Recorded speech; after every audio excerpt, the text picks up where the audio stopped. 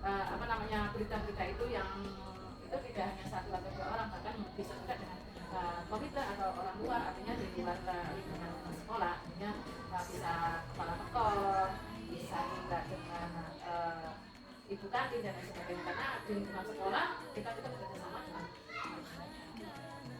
apa saja yang selama ini menjadi tantangan dalam pengambilan keputusan pada kasus-kasus tersebut? tantangannya itu kadang takut berat sebelah, padahal itu harus gitu. Hanya kadang ada rasa apa ya, namanya manusia yang jelas kadang akan berpihak sebelah, tapi saya berusaha untuk sebagaimana mestinya yang harus dalam keputusan itu harus dengan menghadap pihak sebelah. Memang hati nggak bisa dibutuhkan untuk supaya adil, supaya keputusan itu bisa diterima semuanya. Dan memang kalau keputusan pasti ada salah satunya tersakiti atau pahit, bukan yang diinginnya itu. Tapi tetap sesuai dengan prosedur, maka harus mengambil keputusan walaupun ada salah satunya akan merasakan tersakiti. Apakah ibu memiliki sebuah jadwal tertentu dalam 11 bulan saya kasus pidana, atau langsung diselesaikan di tahapan bentuk prosedur yang Itu kita sesuaikan permasalahannya. Kalau memang diselesaikan di tempat, ya di tempat. Tetapi kalau yang memang itu harus memakai jadwal, contoh nih, orang ini seperti ini kan perlu, atau orang ini seperti ini, boleh perlu ini seperti ini, tidak harus di situ. Jadi kita perlu waktu untuk mencari informasi yang lengkap dari semua pihak, tidak hanya satu orang atau dua orang atau tidak ada orang. Itu artinya jadwal itu tidak menentu, artinya bisa dijadwalkan itu. Ada juga yang harus memakan waktu atau waktunya habis dulu atau kapan ataupun bahkan bisa satu hari. ini adakah seseorang atau faktor-faktor yang mempermudah ibu atau membantu dalam aktivitas? Ada, terutama keterbukaan, kejujuran, itu yang penting. Jadi semua permasalahan kalau kita terbuka, jujur, kita menerima apa masukan-masukan itu, insya Allah semuanya bisa ikhlas, bisa menerima semuanya. Jadi itu yang mudah. Walaupun keputusan itu sepahit apapun, karena untuk kebersamaan, artinya untuk keputusan bersama, untuk kelangsungan pendidikan terutama, pasti itu apa yang namanya kejujuran, keikhlasan, keterbukaan itu penting sekali. Itu yang nomor saya. Dari semua yang sudah disampaikan sama ibu, pembelajaran yang ibu petik dari pengambilan keputusan di kasus ini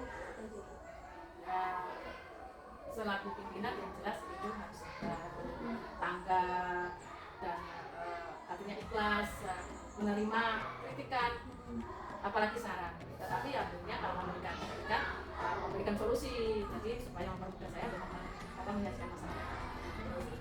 Jadi memang masalah pimpinan semuanya memang terlibat pada baik di sekolah, peserta didik, guru, bahkan yang kita kerja dan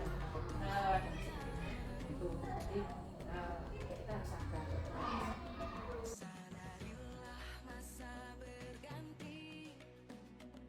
bagaimana ibu dapat mengidentifikasi kasus-kasus yang merupakan bencana etika atau bencana moral? Jadi untuk mengidentifikasi tentang kasus dilema, memang untuk anak tingkat SD ya. Nah di samping ini kan memang kita pacu di SD. Jadi sebenarnya dari awal sudah kita gerakan untuk etika kepada anak-anak, terutama etika yang baik. Namun pada dasarnya tidak semuanya baik, ada kendala juga, ada yang tidak baik juga. Nah di situ kendala bagi kami yang harus diidentifikasi dan harus diluruskan supaya semua untuk etika anak-anak kita, anak-anak didik kita itu kedepannya semuanya baik. Selama ini bagaimana ibu menjalankan pengambilan keputusan di sekolah, terutama untuk kasus-kasus di mana ada dua kepentingan yang sama-sama besar atau benar dan sama-sama mengandung nilai kebajikan. Untuk nilai-nilai kebajikan atau tentang etika yang ke arah itu yang dipertimbangkan. Nah, jadi dipertimbangkan terlebih dahulu karena itu sama-sama berat. Jadi kita atur waktu semua supaya berjalan dengan baik.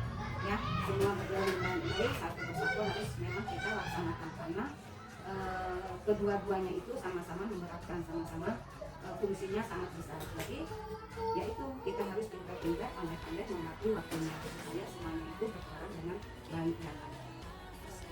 Langkah-langkah atau prosedur seperti apa yang biasa Ibu lakukan selama ini dalam mengambil keputusan? Nah, untuk mengambil keputusan tentunya saya harus melihat apa permasalahan yang terjadi pada saat itu. Nah, setelah itu kami bisa mengambil keputusan harus bagaimana masalah ini ditindaklanjuti. Nah, seperti contohnya di lingkungan sekolah ada anak yang bully temennya, misalnya kita panggil, kita hadirkan ke kantor, kita sidang lah bahasanya, kita bimbing mana yang salah, mana yang tidak salah, dan untuk tindak lanjutnya anak itu diberi bimbingan supaya tidak terjadi hal yang tidak kita inginkan. Lalu hal-hal apa saja yang selama ini Ibu anggap efektif dalam pengambilan keputusan bidang etika? Nah, jadi yang saya anggap efektif itu ya setelah kita mengetahui masalah-masalah tentang etika itu, nah jadi kita setiap hari jangan bosan-bosan untuk mengambil atau mengajak anak-anak didik kita untuk beretika yang baik, untuk istilahnya bahasa sopan santun, tata krama, dan tentunya moral anak-anak itu harus baik ke depannya, karena bukan hanya mengajar kita sebagai guru. Tentunya kita yang pertama adalah kita mendidik bagaimana anak itu pandai. Walaupun pandai, anak itu kalau tidak punya etika, tidak punya moral, nggak ada gunanya. Ya. Lalu hal-hal apa saja yang selama ini merupakan tantangan dalam pengambilan keputusan bidang etika? Nah, jadi tantangan terutama tantangan bagi kita ini Dewan Guru ya. Nah, tidak bisa langsung seperti dulu, langsung cubit, langsung ditangani, langsung ini, karena mungkin zaman sekarang itu tentunya akan dipermasalahkan, akan diadukan dan sebagainya. Tidak seperti dulu, mau dipukul, mau dijewer, mau ini tidak ada masalah dengan anak dan wali murid. Tapi sekarang sudah beda lagi.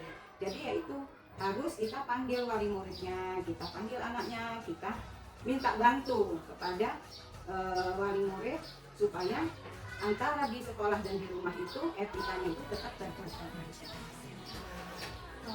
Apakah Ibu punya jadwal dalam sebuah penyelesaian kasus bidang etika atau Ibu langsung menyelesaikan kasus tersebut gitu, Pak? Nah, kalau masalah penyelesaian ini terus terang saja belum saya jadwalkan. Tetapi ketika ada kasus-kasus tentang etika, memang saya langsung tangani, langsung saya panggil supaya tidak berkelanjutan. Ada nggak sih Bu seseorang atau faktor-faktor yang selama ini mempermudah atau membantu Ibu dalam mengambil keputusan di bidang etika? Banyak, terutama ya Dewan Guru ya, untuk mengajak anak-anak, membimbing anak-anak untuk melakukan etika yang baik. Contohnya kayak di pelajaran ke-5, nah guru semua membimbing anak untuk melaksanakan ibadah sholat duha, itu sudah mencerminkan etika yang sangat baik, yang sangat bagus. Mudah-mudahan dari perjuangan guru-guru dan kita semua, anak-anak kedepannya itu bisa mengamalkan dalam kehidupan dia sehari-hari, walaupun tidak di sekolah pada pelajaran ke-5. Mungkin setelah tidak pelajaran pas hari Minggu dia bisa melaksanakan di rumah.